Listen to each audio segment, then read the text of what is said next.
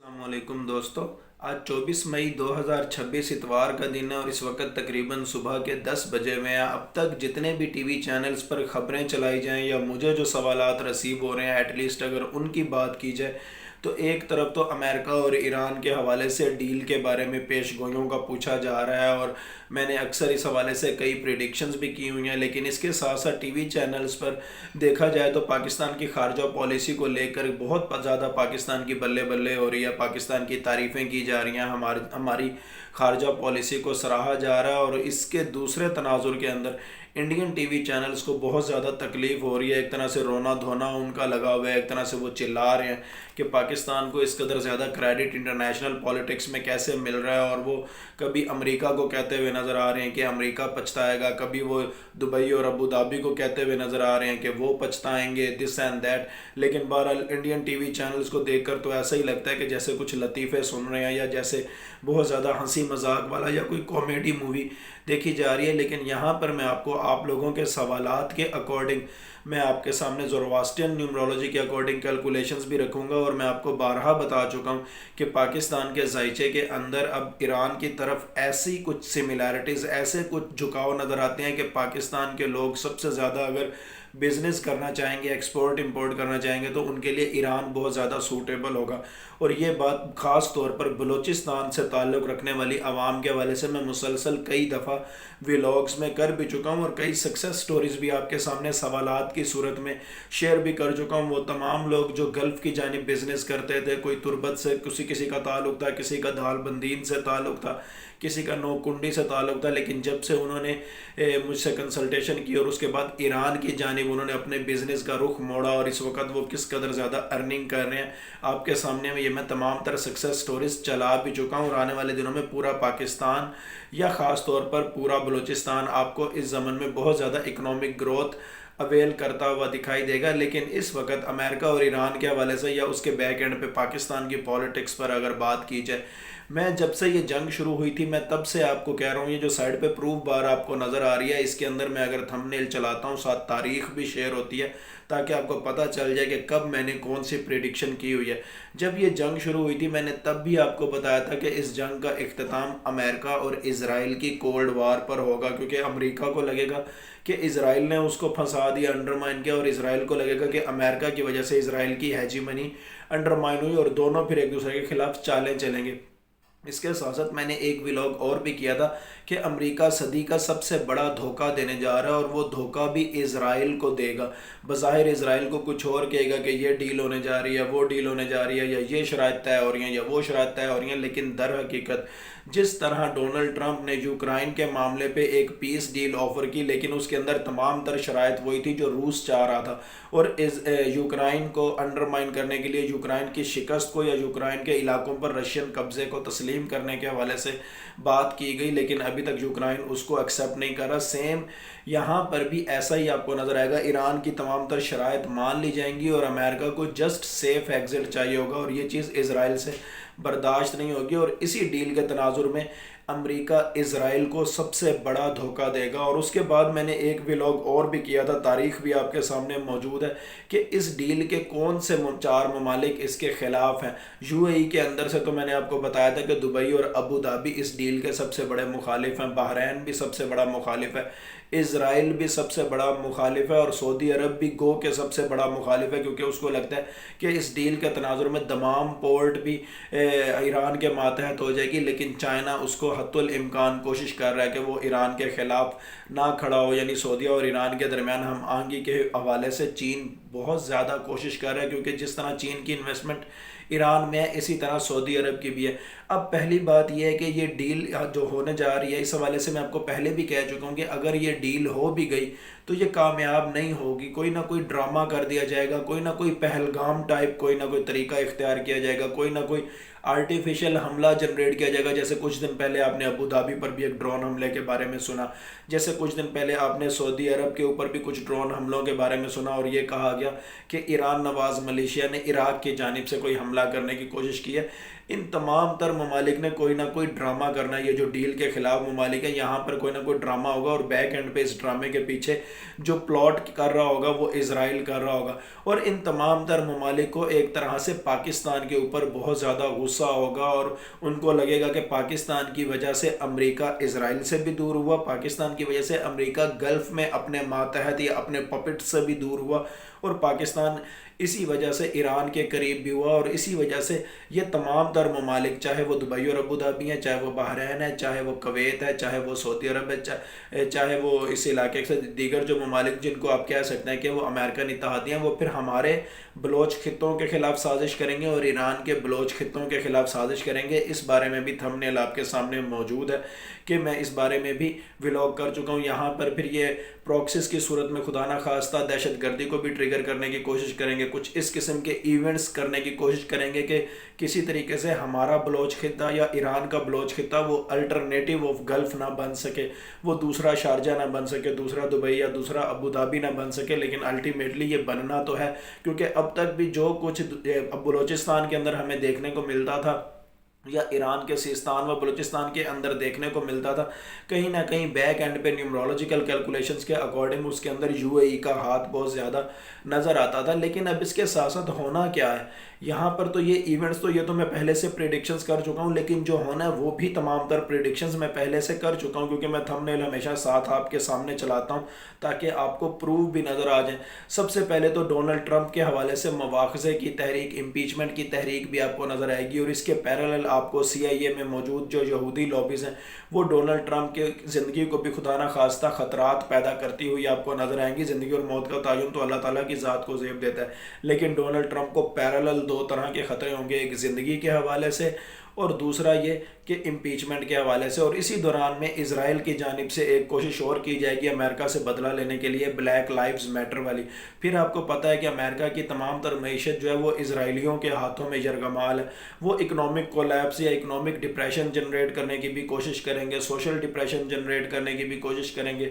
Political depression generate کرنے کی بھی کوشش کریں گے. اور اس کے ساتھ ساتھ امریکہ کے اندر ایتھنو نیشنل سیپریٹزمز بھی ٹریگر ہوں گی, جس میں اسرائیل کا کردار بھی ہوگا, اور کہیں نہ کہیں روس نے تو بدلہ لینا ہی ہے. اور اس حوالے سے میں مفصل آپ کے سامنے 2023 کے 2 نومبر کو بھی ولاگ کر چکا ہوں, مارچ 2024 میں بھی, 2025 میں بھی متواتر ولاگز کر چکا ہوں کہ کون کون سی ریاستوں میں ایتھنو نیشنل سیپریٹزمز ٹریگر ہونے والی ہیں, کون کون سی امریکن ریاستیں نام لے کر بتا چکا ہوں کہ وہ کینیڈا کے ساتھ الحاق کریں گی, کون کون سی میکسیکو کے ساتھ, کون کون سی وینیزویلا کے ساتھ. لیکن یہ جو میکسیکو اور وینیزویلا کے ساتھ اتحاد ہے یہ کنفیڈریشن کی صورت میں, یعنی کہ آزاد ہو کر ان کے ساتھ اتحاد بناتی ہوئی یا کنفیڈریشن بناتی ہوئی نظر آئیں گی. لیکن بہرحال 2026, 2027, 2028 پروبیبلٹیز کے اکارڈنگ بتا رہا ہوں, امکانات کے اکارڈنگ امریکہ کا رقبہ کافی حد تک آپ کو سکڑتا ہوا دکھائی دے گا. اور اسی جنگ کے تناظر میں جب یہ جنگ شروع ہوئی تھی میں نے آپ کو بتایا تھا کہ اس کے اندر جب امریکہ اور اسرائیل کی شکست ہوگی تو پھر اسرائیل خفت مٹانے کے لیے لبنان کی جانب بھی رخ کرے گا, شام کی جانب بھی رخ کرے گا.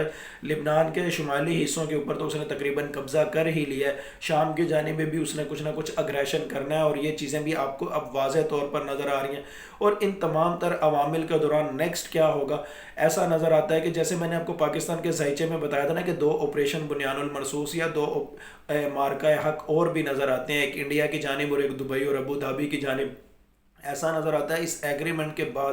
دبئی اور ابوظہبی اس قدر زیادہ سٹ پٹا جائیں گے, ان کو یہ لگے گا کہ جیسے ایرانینائزیشن آف گلف بھی ہو چکی ہے, ایرانینائزیشن آف اسٹیٹ آف ہرمز بھی ہو چکی ہے, ایرانینائزیشن آف ویسٹ ایشیا بھی ہو چکی ہے. یعنی اس ایگریمنٹ کی صورت میں ایک ٹھپا لگ جائے گا ایرانینائزیشن آف ویسٹ ایشیا کا, اور پھر دبئی اور ابوظہبی ڈائریکٹ ہماری بلوچستان کی بندرگاہیں اور ایران کی جو سیستان و بلوچستان یا کرمان کی جو بندرگاہیں ہیں ان پر اٹیک بھی کر سکتے ہیں. اور اس زمن میں آپ کو پہلے بھی بتا چکا ہوں کہ اسرائیل کی شہر پر دبئی اور ابوظہبی گوادر اور چابہار کو بھی نشانہ بنا سکتے ہیں, چاہے پراکسس کی صورت میں چاہے ڈائریکٹ حملے کی صورت میں. اور اسی کے پیرالل انڈیا نے بھی جب بھی پاکستان پر حملہ کرنا ہے امریکن شہر پہ کرنا ہے, اور امریکہ کے اندر جو یہودی لابیز ہیں ان کی شے پر حملہ کرنا ہے، اور پاکستان کے حوالے سے وہ اس ضمن میں تیاریاں بھی کہیں نہ کہیں کر چکے ہیں، دبئی اور ابو دھابی بھی اس ضمن میں کہیں نہ کہیں تیاریاں کر چکے ہیں، اور اسی وجہ سے میں آپ کو کہتا ہوں کہ پاکستان کے ذائچے میں 2 اور مارکہ حق یا 2 اور آپریشن بنیان المرصوص موجود ہیں، لیکن پاکستان میں کچھ لوگوں کو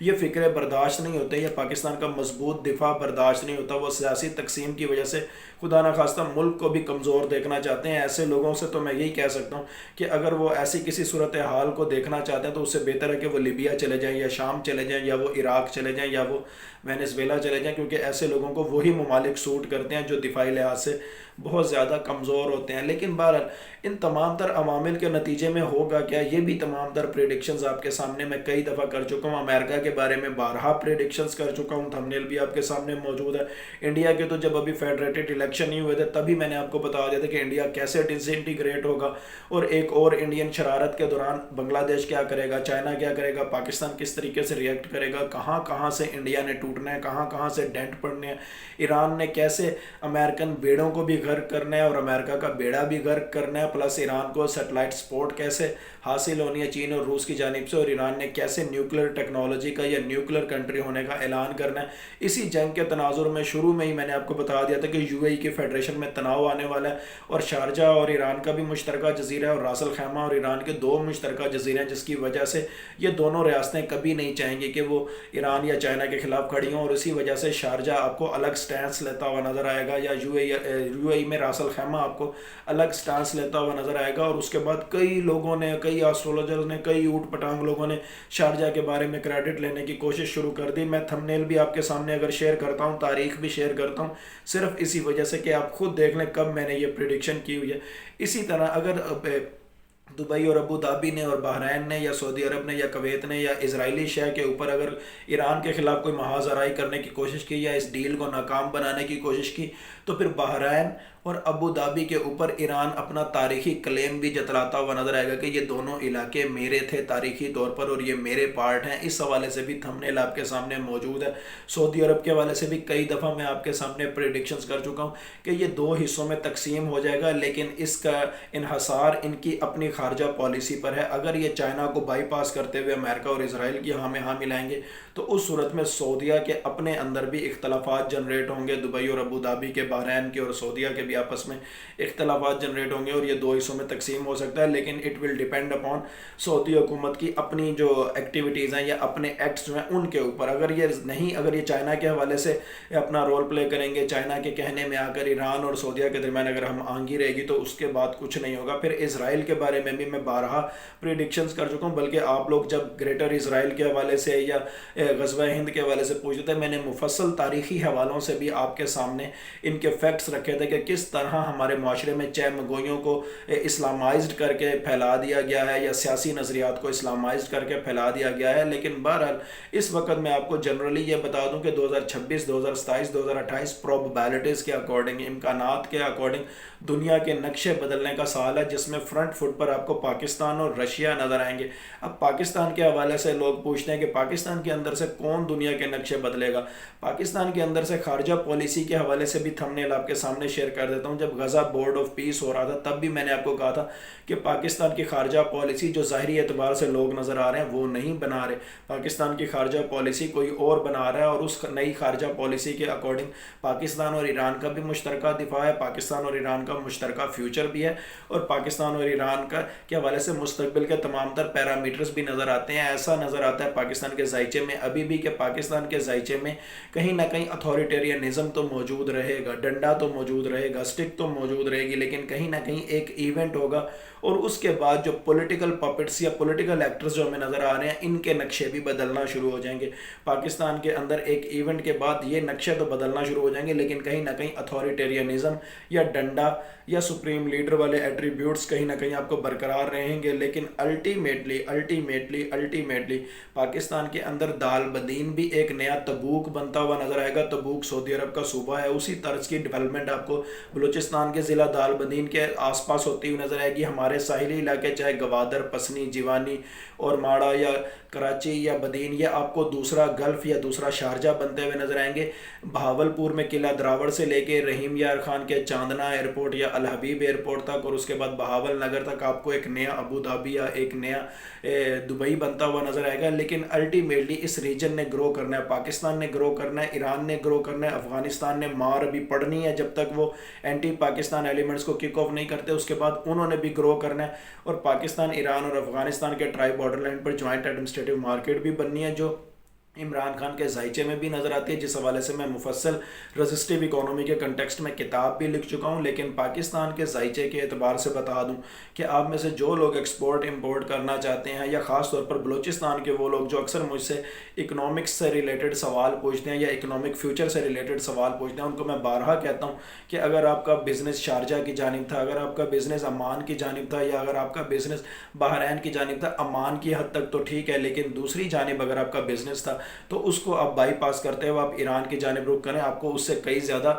فائدہ، آپ کو بہت زیادہ فائدہ ہوگا، اور 1-1.5 سال کے بعد آپ کو یہ تمام تر بزنس ایکٹیویٹیز افغانستان اور افغانستان کے راستے سینٹرل ایشیا کی جانب بھی ہوتی ہوئی دکھائی دیں گی. اور اس زمن میں ٹرائی بارڈر لائن پر جوائنٹ ایڈمنسٹریٹو مارکیٹ ایک طرح سے آپ کہہ لیں ایک نیا ریجنل سٹی آباد کرنے جا رہی ہے، جس میں تمام تر پاکستانی عوام، ان تینوں ممالک کی عوام کا بہت زیادہ فائدہ ہونے والا ہے، اور یہ تینوں ممالک ایک بلاک کی صورت میں ابھر کر سامنے آنے والے ہیں. اور اس حوالے سے میں مفصل کتاب بھی لکھ چکا ہوں، لیکن وہ کتاب نیومرولوجی کے کنٹیکسٹ میں نہیں، وہ رزسٹیو اکانومی کے کنٹیکسٹ میں، جو کہ میری اسپیشلائزیشن ہے. اور یہ کتاب آپ کو Google per on line purchase کی صورت میں مل بھی سکتی ہے. بہرحال یہ جو کچھ آپ کو میں نے بتایا، زورواسٹرین نیومرولوجی کے اکارڈنگ بتایا، یا کہیں نہ کہیں رزسٹیو اکانومی کے اکارڈنگ بتایا. اللہ تعالیٰ چاہیں تو یہ سب کچھ ہو، اللہ تعالیٰ چاہیں تو کچھ بھی نہ ہو، اللہ تعالیٰ چاہیں تو کچھ ہو اور کچھ نہ ہو. بلا شبہ غیب کا علم صرف اور صرف اللہ تعالیٰ کی ذات کو ہے. Thank you so much.